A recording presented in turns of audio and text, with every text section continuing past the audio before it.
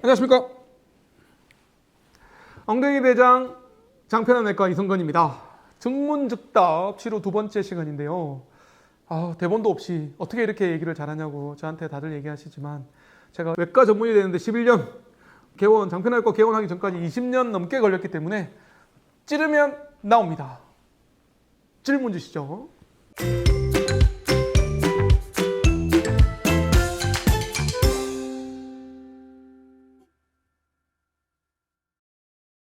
안녕하세요. 엉덩이 대장님. 바로 질문 드리겠습니다. 치료. 무조건 수술을 해야 하는 이유는 무엇인가요?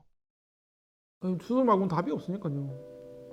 제가 치질은 수술 안 해도 된다 그랬잖아요. 치질은 놔둬도 상관없고 안 되는 것도 아니고 치액은 불편함이 없으면, 합병증이 없으면 사실은 놔둬도 되거든요.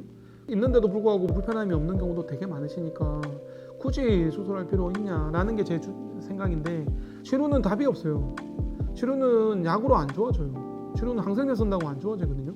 그리고 놔두면 더 심해져요. 단순 치료가 복잡 치료돼요. 답이 없어요. 그리고 놔두면 드물지만 치료 암도 될 수 있어요. 그래서 치료는 무조건 수술해야 돼요. 치료는 증상이 좋아지는 경우가 많거든요. 생겼다가 염증 빠져나오고 나면 다 나은 것 같아요. 뿌럭지가 없어졌어요. 이런 느낌도 드시거든요. 그렇게 방치하는 경우가 많아요. 나중에 여러 가지 원인 때문에 심해져서 복잡치료 진행돼서 오는 경우, 심지어 치료암이 돼서 오는 경우도 있으니까 저는 이거는 결론이 났어요. 치료는 수술하셔야 됩니다. 친절한 답변 감사드립니다. 이어서 질문 드리겠습니다. 치료 수술 방법, 종류가 다양한가요? 많이 다양합니다. 의사들마다 좀 다르고요. 의사들마다 좋아하는 수술 방법도 좀 다릅니다. 수술 방법이 다양하다는 의미는 어떤 거냐면 결론이 안 났다는 거예요. 치약 수술도 마찬가지지만 조금씩 의사들마다 의견이 다르거든요.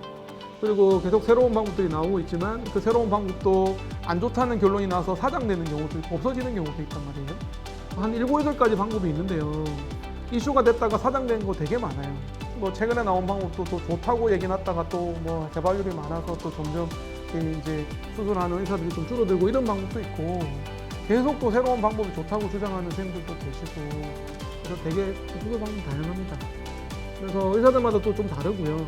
그리고 두 번째는 상태에 따라 달라요. 단순 치료일 때와 복잡 치료일 때는 또 다르거든요. 그래서 수술이 딱 일률적으로 정해진 건 아니라 상태에 따라 다 다른 거죠. 환자마다 다 다른 겁니다. 수술 상황에 따라 다 다른 겁니다.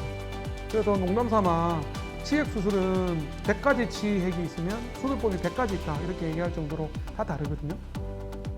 네, 근데 저는 관략근을 작게 다치는 방법을 좋아합니다. 이어서 질문 드리겠습니다.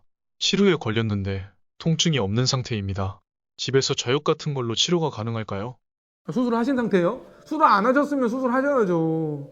수술 안 하셨으면 약하고 항생제랑 자욕하면 좋아진다고 했는데 그게 답은 아니라고 했으니까 증상이 좋아졌다고 다 나은 건 아니십니다. 친절한 답변 감사드립니다. 단순 치료에서 복잡 치료가 되면 통증이 배가 되나요? 네, 모든 질문에 대해서 답변을 드려야 되죠. 네, 배가 되는 건 아니고요. 그 단순 치료가 짧으냐 기냐에 따라 다르고요. 그리고 그 길이 표면에 있느냐 깊이 있느냐에 따라 다르고요. 복잡 치료도 길이 2개냐 3개냐에 따라 다르고, 위치가 앞쪽이냐 뒤쪽이냐에 따르고, 깊이가 깊으냐 얕으냐에 따라 달라서 너무 달라요. 그래서 일률적으로 배가 된다라고 얘기하기는 힘들지만 기본적으로는 단순 치료보다는 복잡 치료가 훨씬 더 회복 기간도 길고 통증도 좀 오래 가고, 그다음에 살차는데도 시간이 좀 걸리고 피가 날 확률도 많아지고 관략근 다칠 확률도 많아지고, 그래서 저는 복잡 치료 되기 전에 수술하고 말씀드리는 겁니다. 아내가 임산부라서 출산을 앞두고 있는데 치료 진단을 받았습니다. 수술과 치료 과정에서 마취나 약 등이 아이에게 영향을 끼칠까 봐 걱정되는데요. 문제가 없을까요? 산부인과 선생님이랑 좀 상의를 하셔가지고요. 조금 기다릴 수 있으면 기다리는 것도 괜찮아요. 치료가 단순히 복잡으로 진행이 되고 암도 될 수 있다고 말씀드렸지만 그게 짧은 시간에 진행되는 건 아니고요. 치료는 사실 몇 년이 걸리기 때문에, 그리고 단순 치료가 복잡 치료로 안 가는 경우도 많고 가더라도 시간이 걸리는 경우도 많아요. 근데 물론 짧은 시간에 확 진행이 되는 경우도 있기 때문에 제가 특수한 상황이 아니면 바로 수술을 권유드리는데요. 결혼식을 앞두고 있다거나 또는 외국에 다녀와야 된다거나 이런 경우에는 좀 특수한 경우잖아요. 그런 경우에는 조금 더 연장은 할 수 있어요. 조금 더 지연은 할 수 있어요. 근데 그거는 산부인과 선생님이랑 좀 상의를 하셔야 될 것 같아요. 평소에 괄약근 힘이 약하다는 생각을 많이 했는데요. 수술 후 괄약근 힘이 더 약해질까 걱정입니다. 어떻게 하면 좋을까요? 치료 수술 방법이 다양하다고 말씀드렸잖아요. 그래서 관략근을 좀 적게 다치는 방법으로 해야죠. 네, 치료 수술 방법 중에 몇 가지 방법이 있습니다. 뭐 제가 좋아하는 방법 중에 하나가 이제 시톤법인데, 시톤법을 해야 되는 경우가 관략근 힘이 약하신 분, 여성이신 분, 그다음에 관략근이 좀 약한 부위에 생긴 분, 복잡지근 분, 농량이 많이 동반된 경우, 그런 경우에는 시톤법을 하셔서 관략근을 좀 최대한 작게 다치는 방법으로 수술하시는 걸 추천드립니다. 그리고 끝나고 나면 케겔 운동 하셔야죠. 상처가 좀 회복되고 나면 관략근 힘을 키우는 케겔 운동 하시고, 요즘엔 바이오 피드백이라는 치료도 굉장히 큰 도움이 됩니다. 그래서 관략근이 좀 약하신 분들은 수술 후에도 계속 그런 훈련을 하시면 되고요.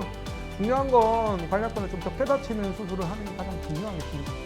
통상적으로 하는 치료 절개술이나 치료 절제술을 하는 경우에도 수술하는 의사들에 따라서 관략근 손상 정도가 다르기 때문에 아무래도 치료는 좀 경험이 많은 병원에서 하시는 게 좋지 않을까 싶습니다. 수술 후에 분비물이 생각보다 너무 많이 나옵니다. 나올 때마다 거즈를 교체해주고 있는데 괜찮은 걸까요? 네, 나올 건 다 나와야 됩니다. 네, 진물이 안 나오면 안에서 골물 수도 있기 때문에 저는 진물은 나올 건 다 나와야 된다. 오히려 나오는 게 좋다. 이렇게 설명을 드리고요. 진물은 꺼져 대서서 또는 생리대 대시면 되고요. 속옷에 묻을까봐 되는 거거든요.